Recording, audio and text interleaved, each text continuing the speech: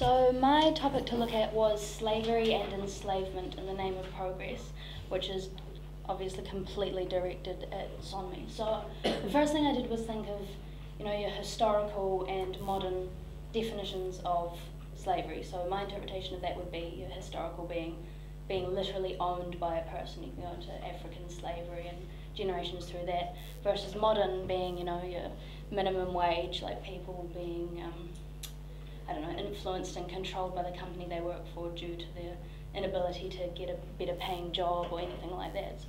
Can anyone progress on that? Do you want to? No? Okay.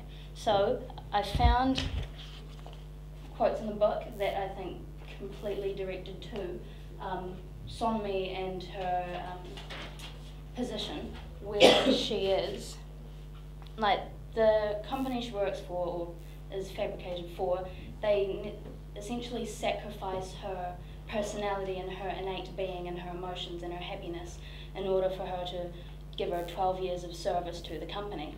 And I kind of thought, is that, instead of having actual natural humans, the consumers, the purebloods, in these poorly paying positions and jobs, so they fabricated other people and sacrificed their personalities and their emotions so that normal humans wouldn't. So in the book, the archivist asks Sonmi directly, were you happy back in those days? And she says, before my ascension, you mean? If by happiness you mean the absence of adversity, iron ore fabricants are the happiest stratum in hypocrisy, as genomists insist. However, if happiness means the conquest of adversity, or a sense of purpose, or the exercise of one's will to power, then all of neo-socorro slaves were surely the most miserable. I endured drudgery, but enjoy it no more than yourself. So what I got from that was, he asked her if she was happy, and if their narrow-minded innate beings were to not think broadly and widely, then they wouldn't have the ability to think creatively and have thoughts of their own. And that that she was unable to be happy, but then if they were given that opportunity to be creative and have thoughts of their own like normal humans would, then it would cause all kinds of conflicts and with the humanitarian movement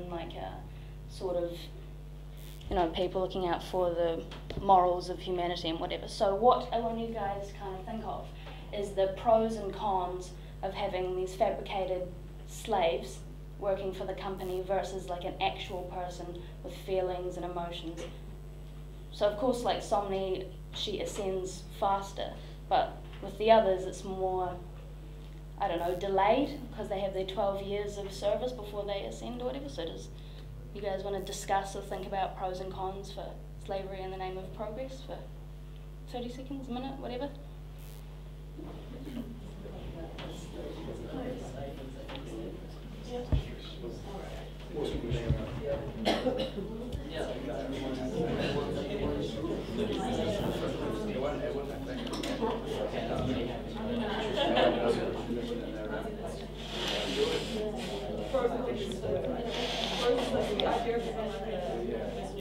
Challenge the system within the system and happily working in the system with no high level of awareness.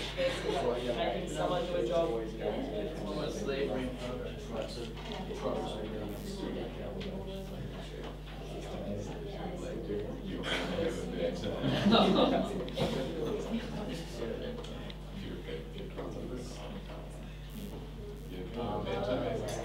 Okay, guys. Shush, please. Okay, so do we have any pros to slavery in the name of progress? Yes. Economics? Yeah, what do you mean by economics? I guess for the people who aren't slaves, it's pretty cheap for them. Economic gain, the slaves aren't paid. Yep, that's fair, Tristan. I don't like to say it, but without the African slaves in America, America probably wouldn't have been okay, yeah, that's very fair. Could be very much slower. Yeah. Have a lot less money. Very hotly debated, but yes, no, fair enough. Cons or pros? No, Yep, pros. It allows the people who aren't slaves to feel higher themselves, to feel that they have power So it has like a social benefit Social for a benefit. class hierarchical system. Okay. Cons. Jax.